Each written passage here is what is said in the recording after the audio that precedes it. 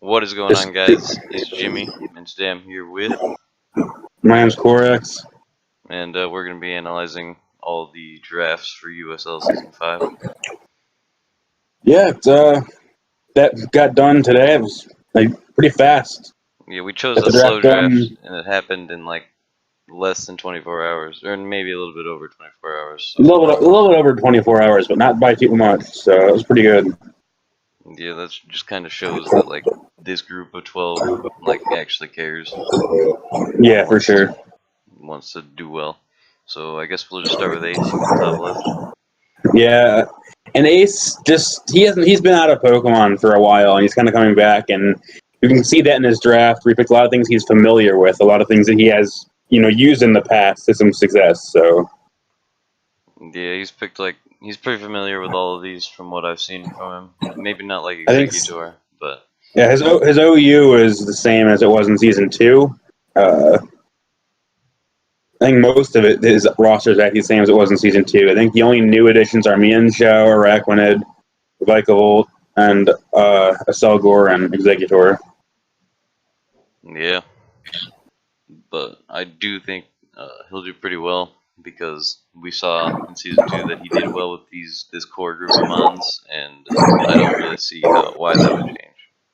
Yeah, I think he's actually made some nice additions to it. I think Aselgor, his team is kind of so-so in the speed department, but I think Aselgor gives it something over the top, where Aselgor can outspeed pretty common choice scarfers without being choice scarfed itself. Yeah, I also see I think Thundo with Volt Switch, Hydreigon with U-Turn, Mienshao with U-Turn, Uxie with U-Turn, I think, yeah. And then Vikavolt with U-Turn also. With Volt Switch, yeah. You could also run U-Turn, And then I think. you could run U-Turn on a Aselgor, but probably not the best thing. Yeah. He's had a lot of ways of maintaining momentum, which is what he did all the time in season 2. I think that was almost kind of a meme how he used to lead with Thundurus and Volt Switch every single week, but it still worked for him because he had a successful season that year. I think he will need to learn. Maybe he might need to realize that that's not going to work so much anymore. I think hopefully he realizes that everyone in this league has kind of gotten a lot better in the last year. Yeah. If he But I think he has kind of put in the prep to where that momentum can still do work while also having the hard hitters to actually win games. Right. And like I said, I think if he can put in the effort, he can definitely do well. We saw how well he did in season 2, and he had a bit of a down year in season 3 before leaving, but he's got the ability to play. Yeah. All right. On to Ad James. I mean, his OU. That's a pretty dang good OU.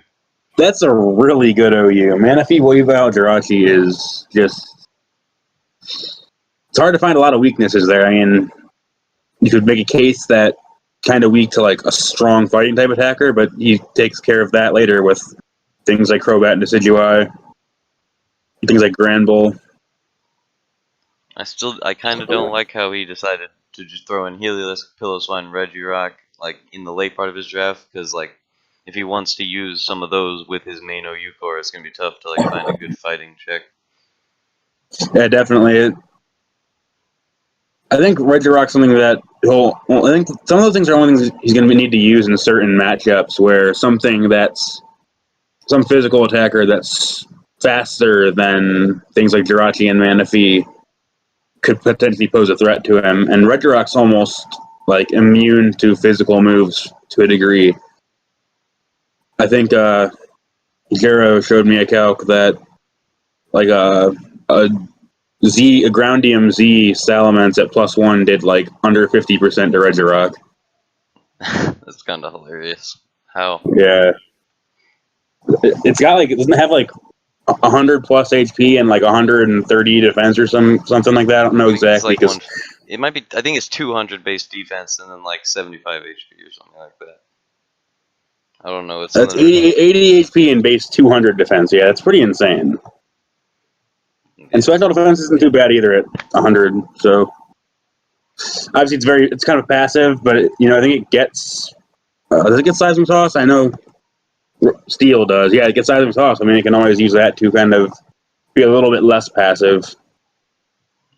Yeah, and you can also like he has a lot of good, reliable ways of getting rocks up, like Jirachi, Pillow Swine, Reggie Rock. Like he might have Even to. He's Sash and Fernace is a possibility as well. I don't know about Grand that Bull. because like in League, do you really want to waste your Infernape on a Stealth Rock unless it has a bad matchup? I could see it, but I've seen it used as a suicide lead before, and it's also really good for a lot of things. You might not want to do that, but Grand Bull sets up rocks, Reggie Rocks at the rock, Pillow Swine, Infernape, and Jirachi. That's 5 Pokemon on one team that can potentially set up rocks for him. That's pretty good. yeah. I also like that once again, you get a lot of ways to get momentum. More fast momentum, and not so much slower stuff. Like we talked about Ace, had Uxie as the U-turn, and Vikavolt, which are slow momentum, but his is all very fast. I think the lowest speed on his team is actually Gudra, I think. That's not even I'm gonna best. Wait, Regirock. Granbull and Regirock might be. Regirock and Grand Bull, but those aren't, yeah. Really, none of those mons are momentum, so really all of his momentum is fast. So I don't know if Yeah, that's the best, but it's like it's there. So Because I think Jirachi, Infernape, Beedrill, Crobat, Decidueye, and Heliolisk are all pretty fast. I mean, Decidueye's not fast, but it's also not slow either. It's yeah, going to outpace pretty much anything that has that doesn't have speed investment for the most part. yeah, that's kind of generally what we see from Mad James when he drafts. He's like speed and he likes offense. He doesn't have a. I would kill to see him play more of a bulkier team, but it will never happen because it's just not his play style. He probably wouldn't do well with that kind of thing. And he does. We've seen the last 2 seasons, he's done really well playing the offensive play style he likes to play. Yeah, I remember one time when I was like dragging him out with my Chansey. Like I was protecting against his Mienshao, and he just like could not stand it. Just like I was like, I'm surprised I won the battle because he had a Mienshao, but whatever. All right, I think we can move on to Baldy at this point. People get what's going on with that offense. So. Yeah, Baldy's team is really good. I didn't notice how good of a team he was building until at the end of the draft, pretty much. I think he's talked about potentially dropping Ambipom, which would be a good move for him, but he's got the Lopunny, the Mega Lopunny, the Skarmory, which is pretty cool because Skarmory is one of the better checks to his Lopunny. Because I think it easily eats up a high jump kick. Yeah, the only thing that usually would help a Lopunny beat a Skarmory is if you ran like Power Up Punch on the switch and then high jump kick twice. But then still you're gonna take a Brave Bird and Skarmory's gonna go down with you, so you're still costing yourself your Lopunny. So yeah, I think it's you look at his first, I think 7 Pokemon alone. They're all really versatile, really good Pokemon in the format. Lopunny, Skarmory, Latias, Crocodile, Raikou, Starmie, and Shaman. I mean, even Skarmory, which you could argue can be used pretty. I don't know what the word I'm looking for is. Doesn't usually seem that versatile. In the format, you can do a lot more with it, like especially defensive. You can run no attacks. You can run like phasing that with Whirlwind. yeah, I kind of explored a few ends with that thing when I was like having a losing season last year. I don't know if it was like it never really can get a bunch of kills, but it can always just spread toxics, get hazards, keep the game moving in your direction, kinda. And it's always got that panic button for so with sturdy, where if you're getting set up on, you're about to get swept. If you have your sturdy intact, you can whirlwind the opponent out. You can counter them if they're a physical attacker. I think I've had like one of those each season. Each season I had one time where Skarmory used Sturdy to get me out of that situation, so that was kind of cool. Yeah. Looking at the I rest think of the rest of his draft, like the lower tiers, I think that was mostly just filling out roles for him. Yeah, I don't know about the Incineroar. Like The last 3 picks, I think, are kind of questionable, but yeah, Haunter with a Cofagrigus already right there, and then Ambipom with Lopunny already there, and then Incineroar with Crocodile already there. It's kind of just like wow. Like, I think something like maybe like Delphox over Incineroar would have been cool for him, or well, he has a lot of psychic. Like, I see why he wanted Incineroar as a second dark type, but I don't know if it was the best fit considering he already had Crocodile.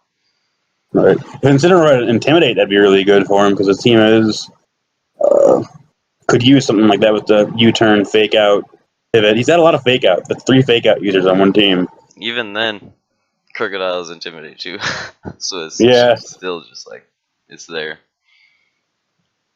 And then I think Haunter is kind of expendable. I think the top half of his draft is so good that you can kind of almost let slide how middle of the road the rest of the draft is. Yeah, I'd rather see like Magmortar in the Incineroar spot, but I see why he did what he did. So,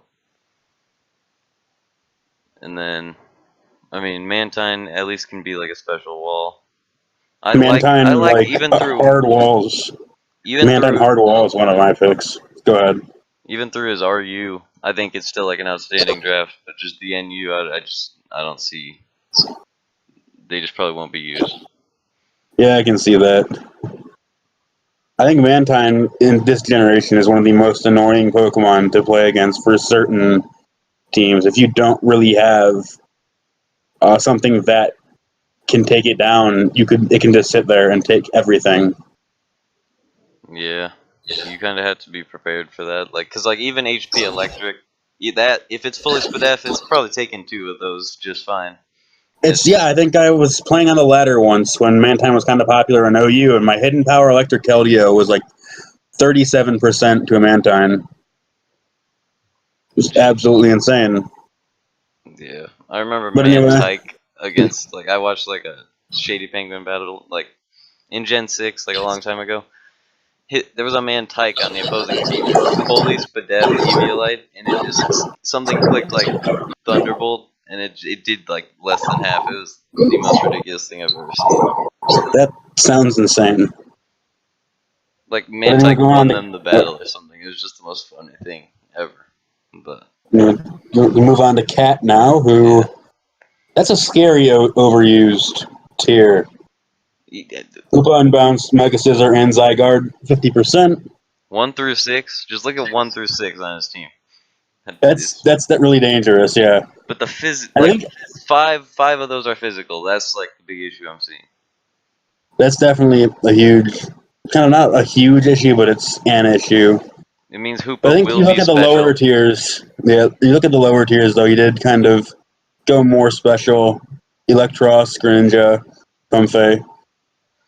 Even those don't really have like the power from the special side. So now we know like Hoopa has to at least have like 3 special moves every week just to get the special wall breaking done. So it's kind of like if he had one powerful mon like I picked Gardevoir.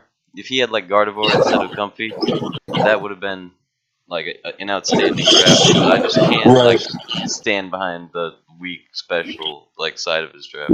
I see what you're saying. What I liked about his draft was I kind of helped him plan for some of it. I like the fact that Arcanine is kind of like almost like a glue holding his team together. I mean, you see, he got a few 4 times weaknesses all across his team. Hoopa Unbound with the bug, Mega Scizor with fire, Zygarde with ice, Room with flying. But 3 out of 4 of those, Arcanine resists those and has reliable recovery and pretty decent bulk. So I mean, Arcanine really supports his team really well. I think that's probably going to be the most helpful Pokemon for him on his team. Yeah, we saw with Dave how like Arcanine can really be stretched into something huge in this format just because it can do so much. I think this is another case where the top picks are really good, and I think there's a little bit of just questionableness among the lower picks, but also very heavy emphasis on physical attackers, which sometimes that could not be a huge problem, especially when you've got things that have a huge amount of coverage like Hoopa and Bound. Yeah, I could see it working, but I could also see it like getting. Like I mean, if your opponent's physical wall is like something that's almost fully physical, like let's take that Regirock for example. We were talking about with 200 defense. That's Hoopa Unbound hits it with a Specs Dark Pulse, and it does 90%, and that's not a problem anymore. True. Hoopa's the main mon for this team, and you can really see how it's just gonna like kind of blast through every wall. It's probably just the Hoopa alone is probably gonna help this draft like win a whole lot of games, just because it's impossible to switch into that. Yeah, it really is. It's because you have to play so carefully around it, and you can't even safely play around it if it's carrying hyperspace fury, because you can't protect on it to scout for coverage. You can't. You can always have a nasty plot set come out as well if you try to protect on it. It's one of those things that will absolutely eat up slower, fatter teams, but it definitely can be dead weight against faster, more offensive teams. Yeah, like a team like Ad James might be able to like rip through this with like a mon. Like Heliolisk. If you look at Heliolisk, he kind of just destroys this team. Yeah, definitely. I mean, something like just Signal Beam, Hidden Power Fire, Hidden Power Ice, and Thunderbolt. But yeah. I think it's good, and I think I'm glad. Hopefully, we'll get to see him use a team that he actually likes. He said last draft he didn't feel as comfortable with the team he ended up with, and hopefully, we'll see him do well with this one. Yeah. I think he played the Zygarde pretty well. I like what he did with Salazzle, but obviously now you have that, so. And there's a segue we needed, so we're going on to my draft next. Anyway, this is really different for me. I've never really played without much of a safety net. Like, I've always kind of had a couple of those Pokemon, like Slowbro, Umbreon, Amoonguss, who act as a safety net for me in case, you can kind of afford to maybe misplay or lose momentum on offense because you have those to fall back on, and they take most hits from most things. But I don't really have that in this draft, which I kind of regret. But what I do like is that I have both potential screens and the Aurora Veil, so I can possibly stack things like that. I've got Hazard stacking in Klefki. I've got a Sand Slash to further exploit that hail if I want to. And I think Celebi, Nidoqueen, Klefki, and Zapdos have decent enough bulk that I shouldn't be overpowered too easily. Yeah. I think your team's pretty well built. I think Celebi might be able to be like somewhat of that safety net if you really need it to be, other than the bug typing. If you just make sure that whatever you're switching into doesn't have a bug move, then it can kind of do that. And then Nidoqueen can take hits and really dish back a whole lot of damage, because Nidoqueen, you can generally cover like 11 of the opponent's 12 mons super effectively, like every single week if you put the right 4 moves on a Nidoqueen. So. Yeah, definitely, especially just having that sheer force, things like Bolt Beam and Fire Blast that are really good for it. And I like, especially, Miniair was a cool pick, I think, especially with the Aurora Veil as an option that I have for me. Yeah, Miniair. Just being able to Shell Smash with Aurora Veil up is really tempting. And if you let that thing get set up, it's like, you might not think of it as too high of like a threat because it's so low on your draft, but then if you actually like let's just, well, I'm not going to use an example because then you might, like, if you want to bring it against someone, then I don't want to like use an example right now, but if it just gets set up, it can rip through a few teams. It's one of those things that ability is, if it was on a better Pokemon, it would be absolutely, unquestionably broken. You can't be status when you're not, when you don't have the shields down, and you get that huge speed boost and attack boost when you do have the shields down. Yeah, it's kind of, yeah, that's broken. Like, it's like an Aegislash type thing, just even better. I think the status absorption is almost the worst part of that, because normally your counterplay to something that Shell Smashes on you or sets up on you is going to be to Will-O-Wisp or Thunder Wave it, but you can't do that until it's below 50%, at which point it has, I think, 130 base attack, something like that. I don't know exactly, but it's crazy. Or no, I think it says 100 and 100, but Yeah, it's 100 and 100 in both attacks and a 120 speed in the below 50% form, which isn't that great, but with a +2, that's pretty good. Yeah. +2, like that's like letting a Jirachi get to +2. That's real threatening, especially with 120 Right. speed at +2 also.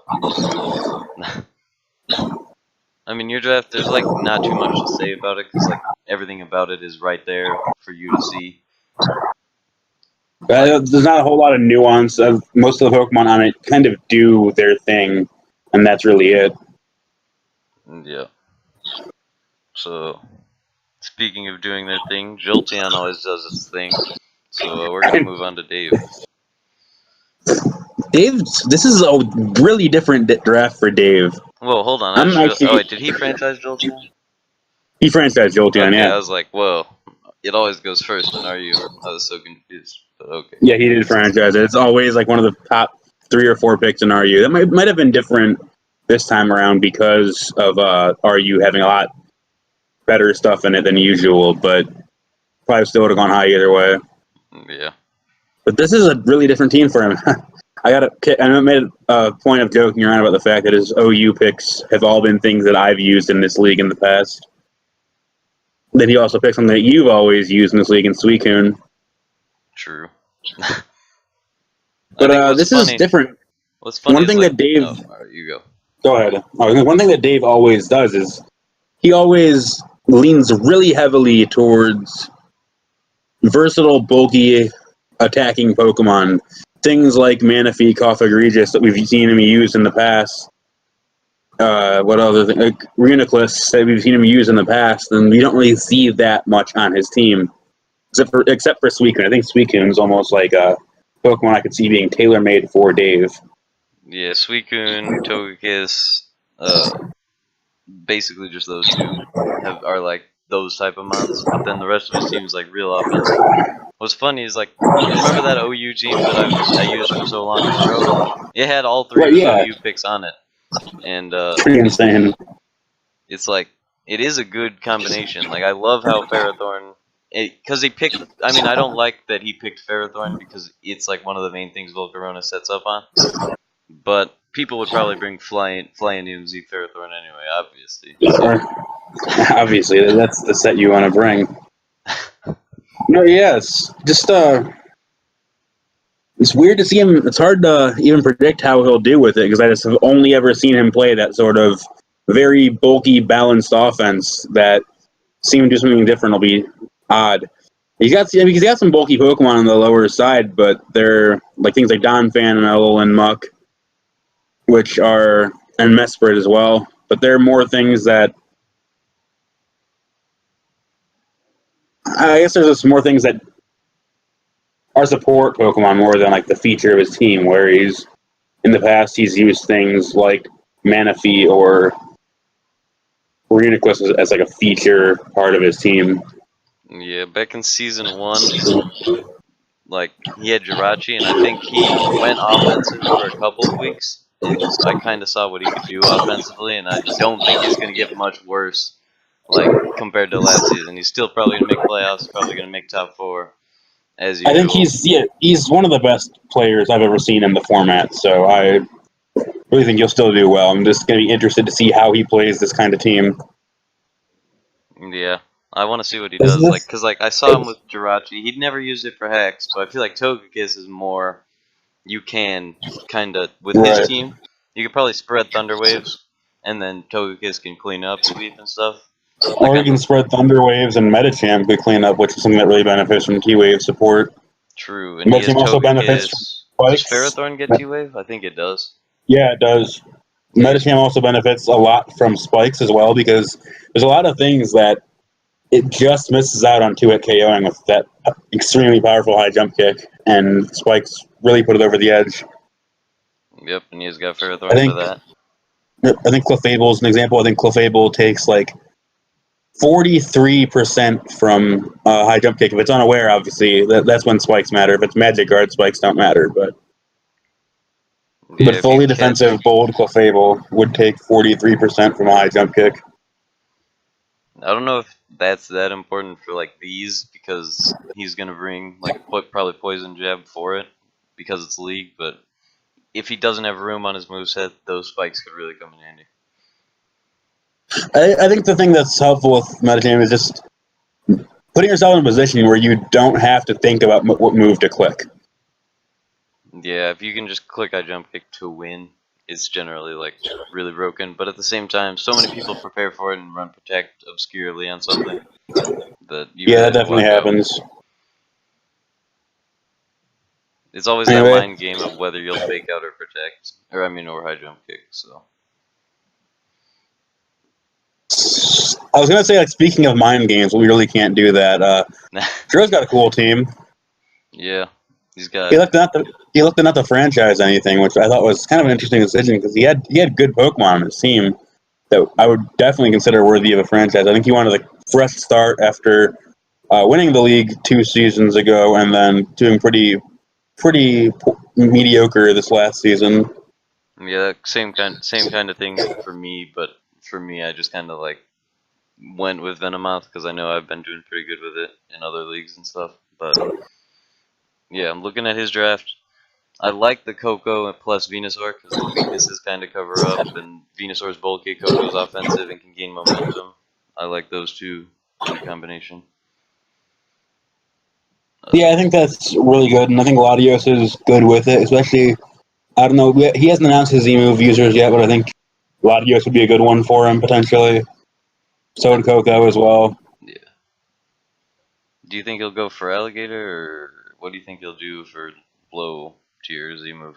Well, here's I would think personally I would say actually it's hard to say. I don't know. Maybe Aerodactyl. I think for Alligator benefits more from Life Orb because of having sheer Oh force. yeah, yeah. I don't know. He really didn't draft like a designated Z move user out of the low tiers, so No, you definitely didn't. I mean, you could maybe try like a support Z move, like I think Z stockpile Guzzlord or something. I don't know. Or Guzzlord could be a Z move user because it has that beast boost, which could come in handy, but it's also really slow, so you never know. yeah, using Guzzlord is pretty fun. It gets so much coverage, and really nothing can set up on it. But at the same time, it's just so slow that it can be really annoying to use. I think his team's more or less really straightforward. I think in the same way, kind of mine was, but in a different way at the same time. I think the fact is, you look at his team and you look at each Pokemon on the team, and you get a good idea of what it's doing. True.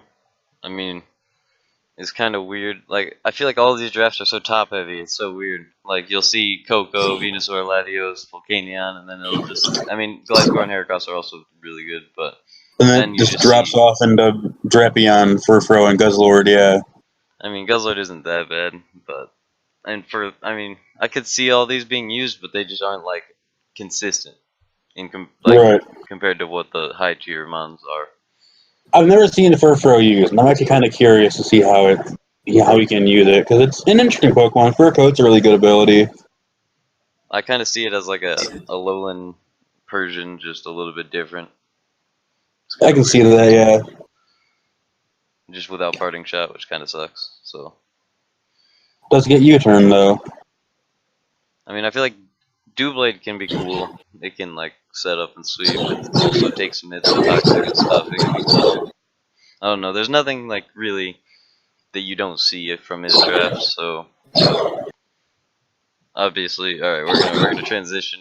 You can see a lot of stuff with my draft. I drafted like real offensive. Like, I mean, it's Yeah, just I've been seeing this Zardwai Hippowdon theme coming up again and again in your drafts, and I can see why. That's really good having the multiple options with weather, being able to control the weather at all, pretty much. yeah. I don't know. I kind of had to like use those other leagues to practice to see like what I wanted to do. This is less weather dependent. This draft is more like just I'm using these mons to just try to just blow through teams. I don't have that much speed, which I kind of regret. Yeah, I missed out on a lot of speed, but at the same time, Stoutland can get the boost and is a pretty good, well-rounded offensive team. but I don't know exactly how he'll On do. one hand, having a sunsetter on a team with Cartana seems bad, but at the same time, you think about Cartana's dying to any fire move, regardless whether the sun's up or not, so it doesn't really matter. Yeah, that's kind of why I picked it. I was just like, it can defog kind of if I really want it to defog, and it can do huge But damage. So yeah, I think in the format, you could. That's definitely would be an option, like a last-ditch defog if you needed to. It's something you wouldn't see it being used on the ladder or in or in like a tournament play ever, but in this kind of format, you can definitely, if you're stretched for a defogger, you can always use Cartana. and then I like how Bisharp, as we discussed in PMs when we were trying to maybe sort out a trade, uh, Bisharp can kind of like check the defoggers and stuff, so I can keep hazards up on the other side to keep offensive pressure with this team. And then the hip out on into Stoutland is always pretty cool, with Sliggoo being an interesting pick. Siggy was interesting, yeah. Just you kind of got sniped on Gudra, so you went for the middle evolution. It's just unfortunate. That snipe, dude. I wanted to use Prick Glove again. I mean, I've been using it in those other leagues, and it's been taking hits and getting rid of hazards and stuff. It's pretty cool. But yeah. Well, you know what they always say, you can't spell Sliggoo without GG, so. Alright, taking that in with GG, we can move on to Lip because It he's was got 1, 2 out of 3 seasons, or yeah. Yeah. He's got a style that he plays to, and you can see it very clearly on this draft. He has like those mons that just do huge damage, and then he has all those mons that can take hits, and then there's mons that do both throughout his team also. So Exactly. I mean, I think Alomomolas is like a staple Pokemon for him. I was almost relieved when I saw him, when I thought that he didn't get it for a minute, but that wasn't the case. He did end up taking it. And he also has Gastrodon, which Gastrodon's kind of interesting. Like it's really good, but I also feel like if you're going to have them both on a team, it seems like you would only ever bring one or the other. So yeah, I don't know about that one. the Gastrodon's a really good Pokemon, but I think maybe he could have done without it and picked up something else instead. But I kind of see why he did it. If you look at his team, you can Volt Switch on everything not named Gastrodon. So if it's against a really powerful electric type, you're probably going to want to bring the Gastrodon, which is going to be kind of weird to see him trying to use Gastrodon when Alamo is still there. So I don't know. Right. I mean, yeah, it's true. I think, especially with it having one of his biggest threats on his team being vulnerable to electricity with Celesteela, what he used so well, that almost seems like a Pokemon that was made for him to use. Yeah, I mean, I kind of don't like that though. I don't see why even if he's gonna have Gastrodon as his only ground type, why even take the Alomomola? Because you're really gonna have a lot of trouble. Because every time Celesteela gets a kill, now here comes an electric type to click a Volt Switch, and now you're in a huge. He's in trouble. Right. You might be in You trouble. either have to have Gastrodon there, or you give up momentum right then and there. Yeah. He does have Rotom Heat, who would resist the hits, but it still gives them momentum on the switch, as well as doing a little bit of chip damage. Yeah, I mean, you can kind of see how he gets his draft has a lot of momentum built into it. Well, not a lot, but it has a couple momentum mons used to be able to get in It those has slow hitters. it has Rotom Heat, but Oh wait, never mind. I didn't.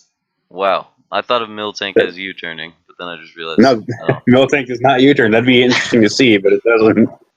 Yes, never it's mind. related to Rotom Heat, which is something we've never really seen. He really usually does depend a lot on. I just said momentum like naturally because I see Lip's name, and now I looked at his team and that doesn't have it, and that's weird. That was how he won season 2 so heavily, Yeah. because he was able to. I think him being in the league made everyone else in it better. I think because people had to learn to play around someone who always made sure he had switch momentum. I don't think he's gotten any worse though. He might have even gotten No, better. So he might have. Yeah, like I said, he won the league again last season. And The Mega Latios, dude, isn't it like 170 special attack? Is that what it I is? think it's one. I think is it one? It's 160 or 170. It's not more than both, or not less than that. It's wow. I mean, It is Celesteela plus 160 Mega special attack. Latios. That's threatening. But That's there's pretty not good, too yeah. much to say about this draft either. It's just kind of like it has all the pieces that it needs, other than I maybe do want to momentum. say, I do want to say that Cresselia is one of those Pokemon that, like, I just really wish he hadn't drafted. I mean, I wish him of all people. I wish he had not ended up with it, but he did. So we're gonna have to deal with that for a season. I kind of like I thought of Cress as being able to just set up and it can run through every team. Like I always like I overestimated it when I drafted it, and that's kind of one of the downfalls of my last season. And it also always found a way to get crit, so that didn't help. That won't help. But yeah, we see what Luke's doing, so we can move on. Speaking of crits, Legendary Leak, whose favorite Pokemon is Farfetch'd, who holds the item Stick, which raises your critical hit ratio. So he's got a really cool team. That was a really long, logical train to get here, but we're at the station. He's got a really cool team, though. That team. Altaria, Victini, and Scissor is really cool. Jeez, this is such a weird team. It's such a weird combination, but I think he's going to use it so well because of that. Like, he has the right stuff that he can use. He's got a knack for just using weird things really well. I think I've never beaten him in this league in the 2 seasons I've played him, and it's because he just uses things that I would never really anticipate being huge threats and makes them into huge threats. The first time he 6-0'd me with a Hawlucha, the next time he beat me with an Aselgor, and it's pretty insane to see how well he uses things that most people wouldn't really anticipate being threats. He kind of has a combination of a bunch of mons he likes also, which can also be very threatening. Because he got Snorlax, which I think he's used on the ladder, maybe not, but... And then Hawlucha, Silvally, someone said he liked. Yeah. Scizor, he's drafted Victini a lot, I think.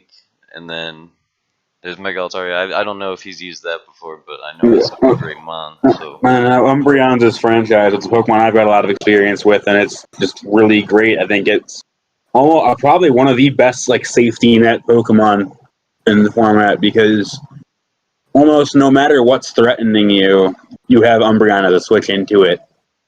Because even super effective coverage isn't doing a whole lot to it.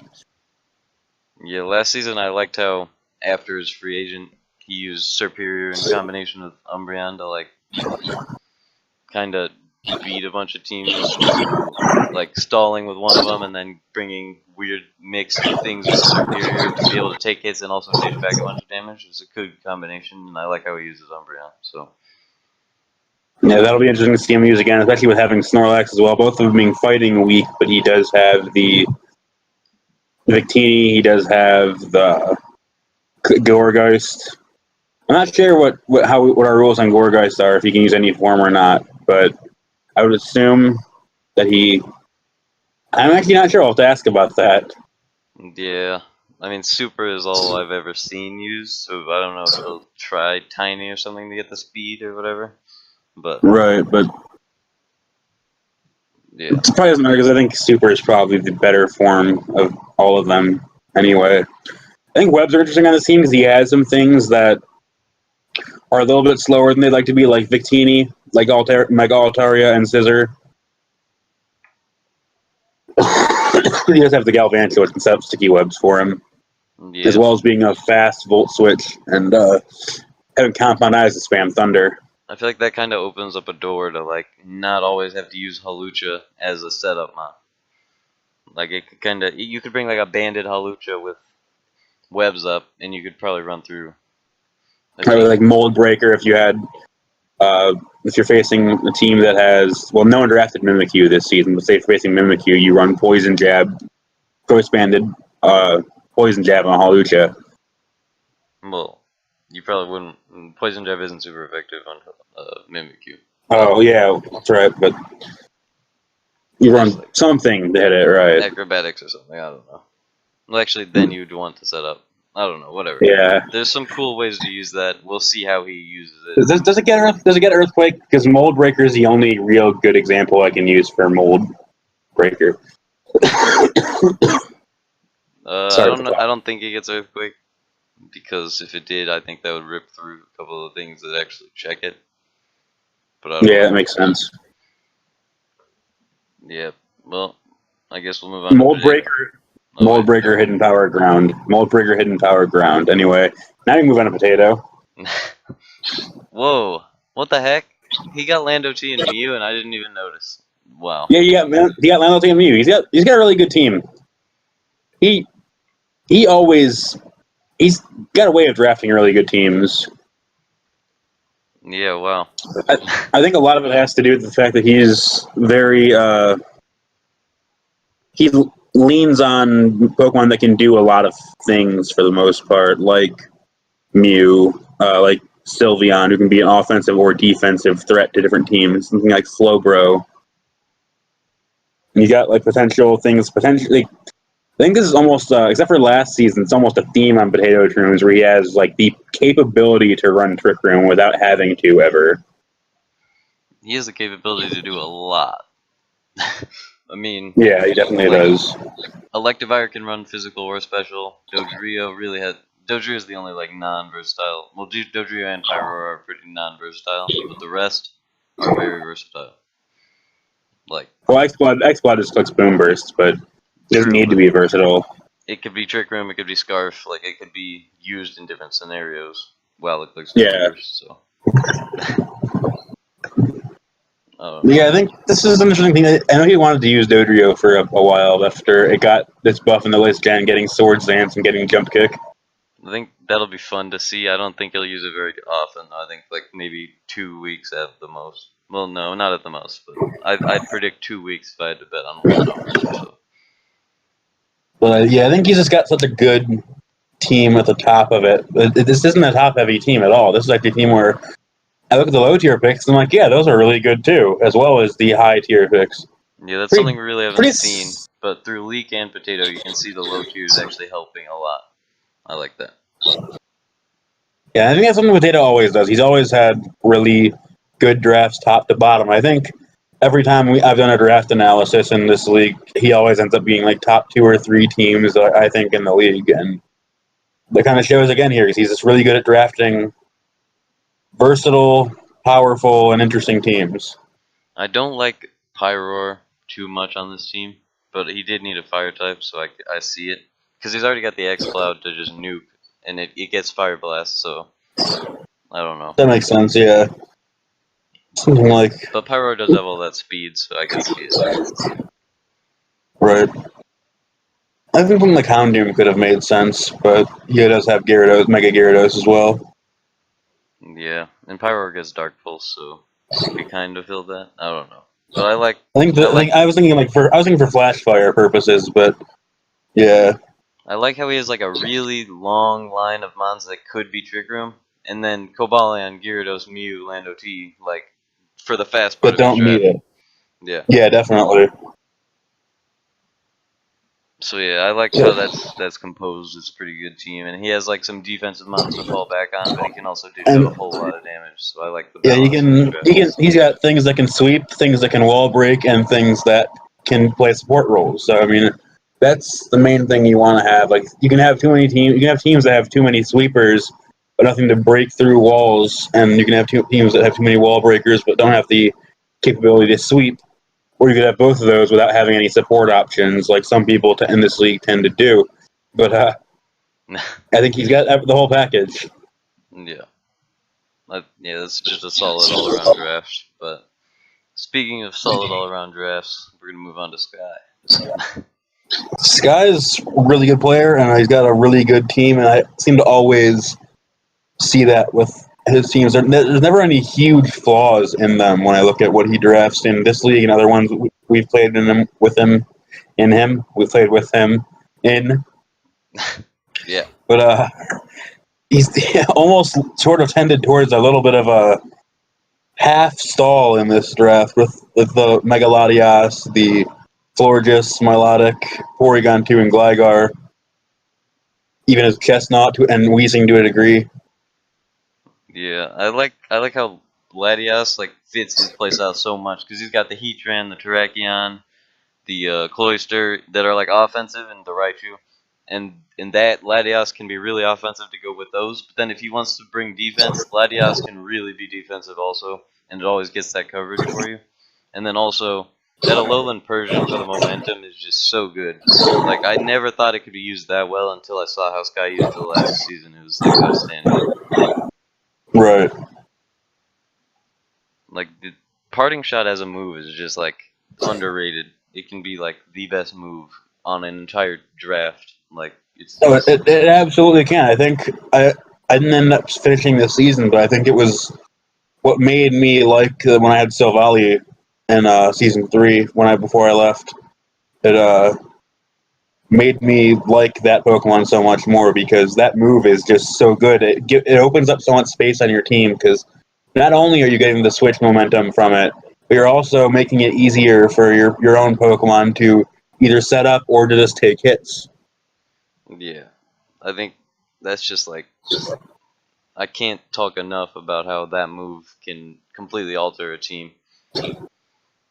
So if we look at the rest of his draft, I like the he has a lot of specially defensive mons, but then he's got Chestnut and Cloyster can kind of take a physical hit, and Weezing obviously that and Persian. So he has like a lot of he has both sides of the wall spectrum and plenty of different types so that he can wall everything. And then Yeah, I think every time you look at something and you see that there's a weakness, you see something else on the team that can check that. Like, you look at this team for a bit and you start to think that maybe a steel type could run through them. Then you see Heatran and Melodic there that both would wall a very strong steel type. Or you see a fighting type doing good things to Porygon and Cloyster, but then you've also got Gligar and Florges there. And also Weezing as well. one weakness that like I've seen in a couple drafts is when you have like a huge volt switch weakness, but then your only electric check has a ×4 weakness, and that you can see with him also with the Gligar. I don't like how our like league is drafting with no preparation for volt switch at all, because volt switch plus HB ice, and now his team is in a lot more trouble. Other than volt switch, this team is like really like outstanding, and I don't see us losing. Yeah. Because I think fast electrics are so good in draft because if your opponent doesn't have a ground type, then you're basically guaranteed to get momentum or a kill. And having your only volt switch immunity be easily exploited with a hidden power if it needs to be isn't ideal, obviously.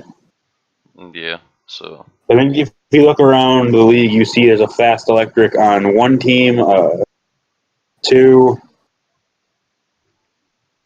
I'm not going to count all of them, never mind. I think like Teams, almost every team throws on not fast electric, mine, but or at least some sort of electric, some sort of well, thing gets volt switch. Zapdos is 100 base speed, so Yeah, yeah, I think actually every team does have an electric volt switch sort of spam thing. Not lip, but we're gonna Rotom Heat, yeah. yeah. So yeah, that's definitely gonna be an interesting theme of the season, is seeing how people play around volt switch. I feel like Sky will come up with a couple ways, but I kind of just want to wait and see. So yeah, it's been a pretty good draft.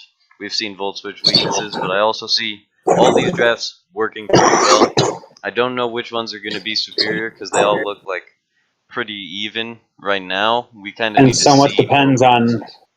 so much depends on who plays and how they play because everyone in this league is a really good player. I firmly believe that about everyone in it. So even the people who haven't always done as well in it are still threats. Like I said, Leak has usually been sort of middle of the pack in standings, but I've never beaten him playing against him because he's a threat to beat a lot of people. I think he's beat playoff contenders in like almost every season he's played in. Yeah, when I look at Leak, like, forgot exactly what I was about to say, but when I look at Leak, I feel like if he gets that right draft, which this might be, he could be a top 3 team in the league because last season you saw what his draft did when Sky took over. I feel like he had an outstanding draft last season, and I think he knows what he likes to do now a lot better. Because season 2 and 3, he drafted after the fact. Yeah. But with that, I think it's been a pretty good recap. Thanks for doing it with me. And Yep. all right.